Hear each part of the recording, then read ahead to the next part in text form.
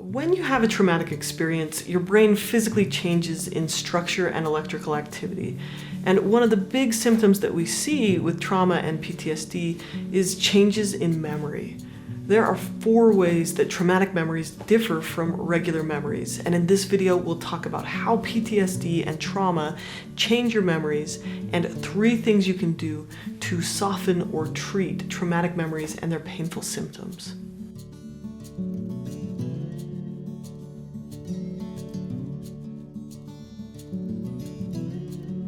Now, real quick, I just wanted to remind you about my online course, Change Your Brain.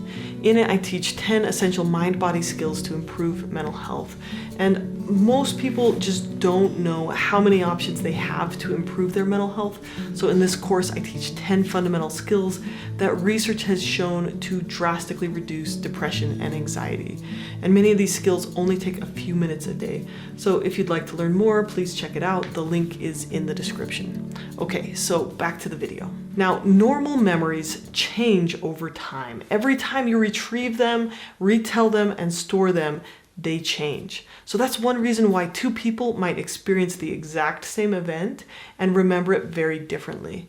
Every time a non-traumatic memory gets retrieved or remembered, they change just a little bit when they're stored. So in that way, they can soften over time and we're able to create new meaning around them.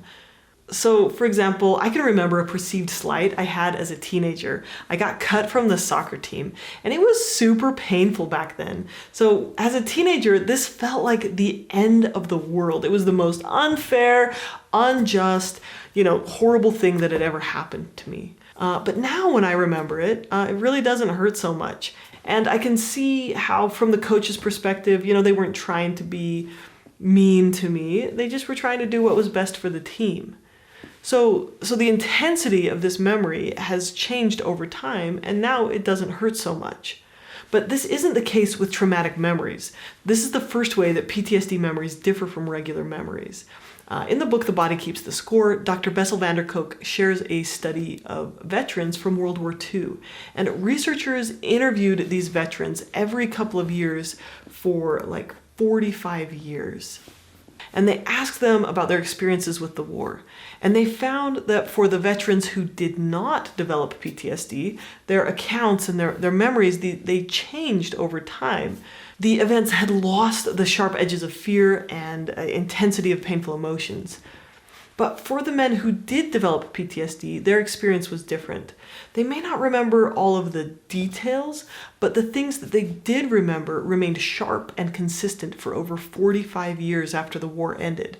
Their traumatic memories were much more vivid than regular memories, and their accounts did not change over the decades. When traumatic memories are retrieved, the physical stress response actually serves to strengthen them, to reinforce the memory in the circuits of the brain. The PTSD response makes these memories stronger and stronger over time. And, I personally believe our brain is not out to get us. I believe that our brain does things for a reason. And if you think about, something really terrible that happens and you have this huge emotional reaction to it, your body and your brain want to help you avoid having that happen again. So it might have a built-in response that makes these memories so strong that you'll never forget them, to help keep you safe and avoid those situations again. Okay, let's talk about the second way that trauma changes memories. So these veterans who were getting interviewed for 45 years described these memories as feeling like yesterday. And they said that these memories trigger the physical sensations of the actual event. And so that's the second way that PTSD memories differ. Traumatic memories come with very vivid sensations. People report actually smelling during a memory or actually feeling the sensation of a memory.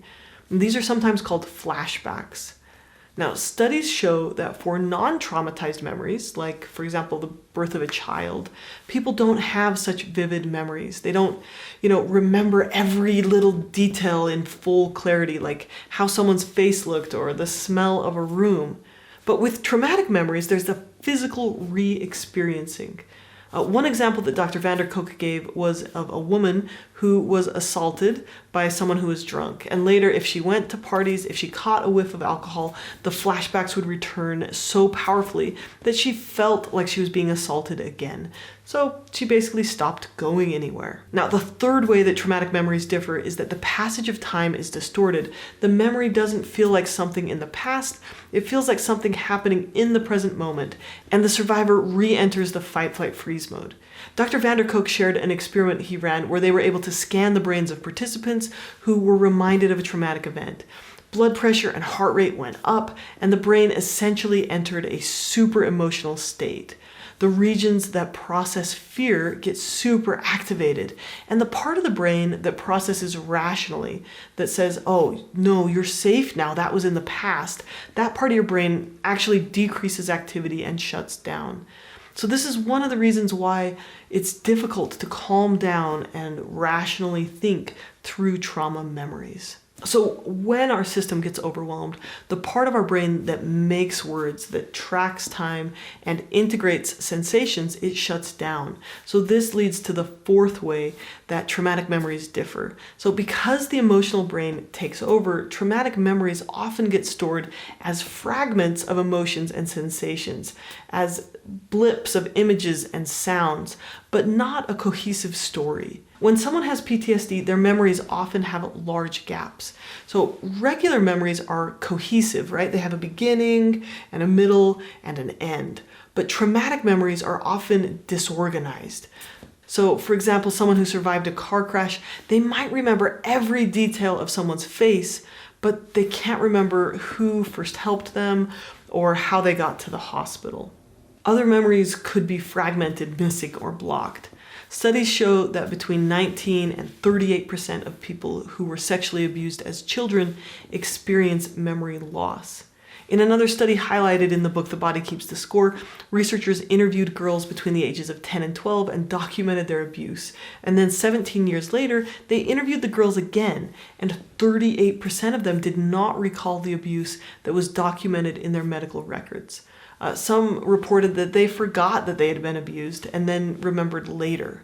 Now, memory loss could be protective. Your brain might be shielding you from memories that you don't have the resources to handle yet.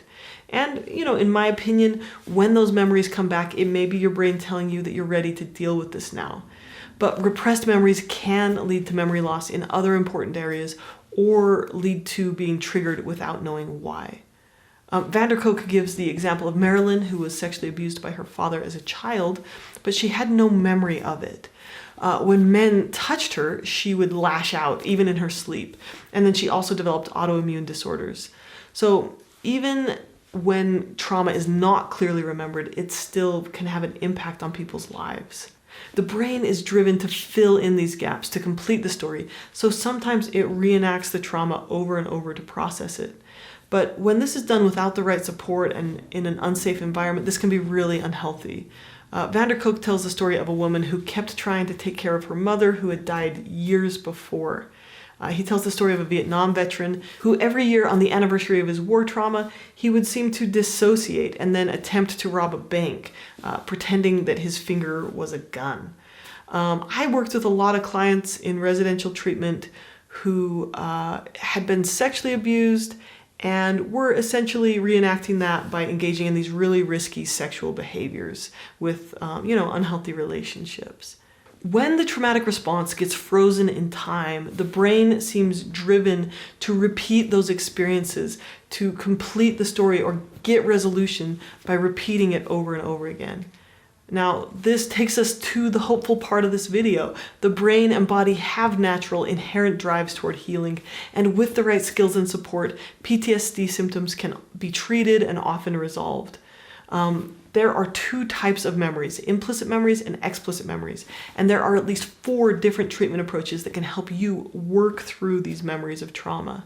So in the next video, we'll talk about how you can create a safe environment so that you can process those memories, how eye movement can help you soften the sharp edges of memories, and how somatic treatment works through the memories that are stored in your body.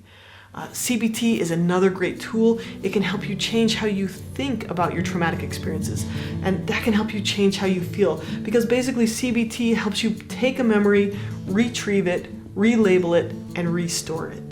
Okay, so make sure to check out the next video to learn what you can do with these traumatic memories to help soften them and heal.